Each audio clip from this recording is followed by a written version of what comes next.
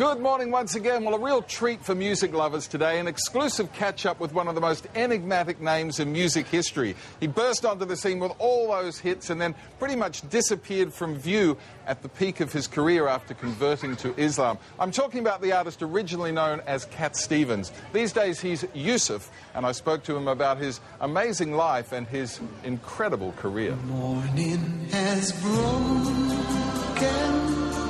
like the first morning.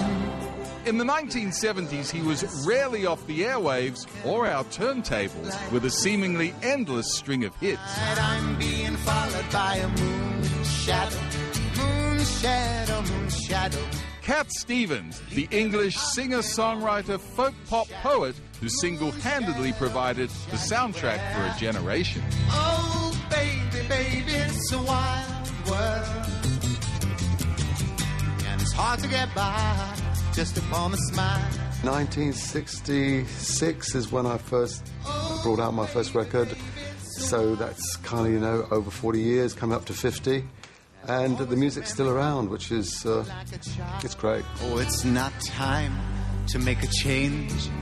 Just sit down, take it slowly. You're still young, that's your fault. There's so much you have to go through. We all have our favourite Cat Stevens song. What's Jusuf? I always like listening to Remember the Days of the Old Schoolyard. I don't know why. Remember the days of the old schoolyard. We used to laugh a lot. You can hear the whole vibe. It is one of youth and exuberance and love and happiness, and when we, you know, had imagination. Then in 1977, innocence nearly turned to tragedy with the event that changed his life. When I was touring along with Jimi Hendrix and all those kind of very flowery and interesting fellows, we, you know, I was doing everything. And that burnt me out very, very quickly. So I got TB.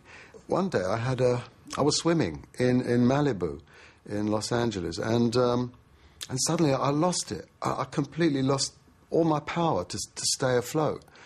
And I just knew that this was possibly it, you know. And so I called out to God, because I never lost my faith in God. And the moment I did, you know, a little wave came from behind. It wasn't big, it wasn't like a tidal wave, you know, some people described it. But it was a little wave, and suddenly the current was going this way.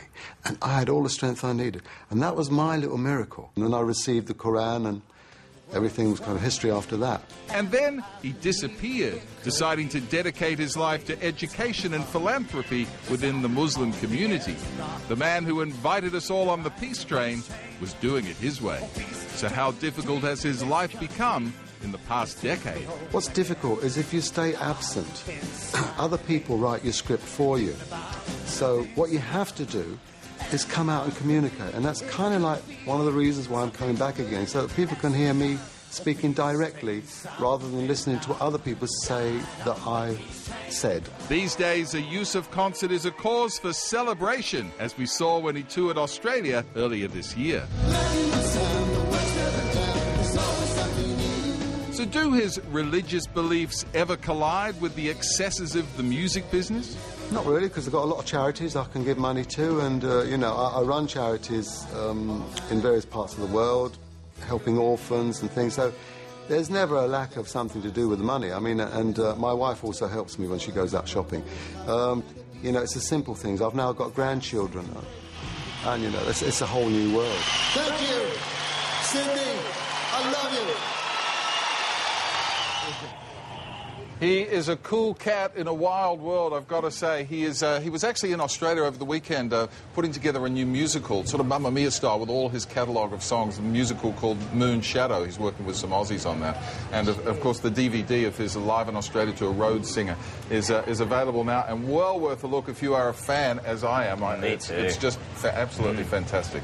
And I must say thanks to Paul Dainty for lining up that exclusive interview, because he doesn't do too many of them. No, it's fantastic. It was great to hear from him. Yeah, lovely. Well done. You. Thanks a lot for that, Richard.